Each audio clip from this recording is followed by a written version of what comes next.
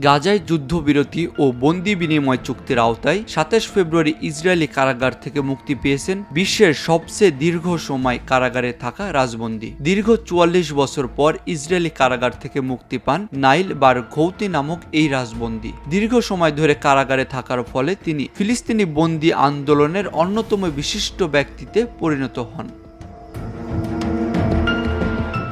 বারঘৌতি ১৯৫৭ সালের ২৩ অক্টোবর অধিকৃত পশ্চিম তীরের রামাল্লার উত্তর কোবার শহরে জন্মগ্রহণ করেন। তাকে ১৯৭৮ সালে প্রথম গ্রেপ্তার করা হয় এবং ইসরায়েলি লক্ষ্যবস্তুতে হামলায় জড়িত থাকার দায়ে তাকে যাবজ্জীবন কারাদণ্ড দেওয়া হয়।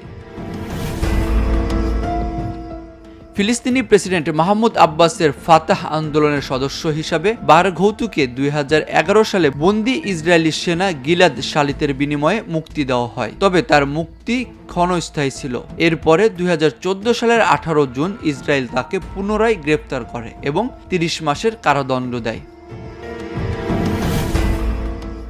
তার সাজা শেষ হওয়ার পর ইসরায়েল তার মূল যাবজ্জীবন কারাদণ্ডের সঙ্গে ১৮ বছর কারাদণ্ড পুনর্বহাল করে। এটিকে গোপন ফাইল উল্লেখ করে একই চুক্তিতে মুক্তিপ্রাপ্ত আরও কয়েক ডজন বন্দীর উপর এ সাজা আরোপ করে ইসরায়েলি কর্তৃপক্ষ।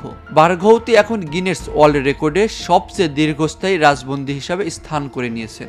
২০২১ সালে বারঘৌতি তার ভাইকে হারান। ইসরায়েলি কর্তৃপক্ষ তাকে তার শেষকৃত্যে যোগদানের অনুমতি দেয়নি, যেমনটা তার বাবা মায়ের মৃত্যুর সময় করেছিল তারা। বন্দি বিষয়ক কমিশনের মতে বারঘৌতি তার সাজা চলাকালীন পদ্ধতিগত নির্যাতন, নির্জন কারাবাস, নির্যাতন এবং দুর্ব্যবহার সহ্য করেছিলেন।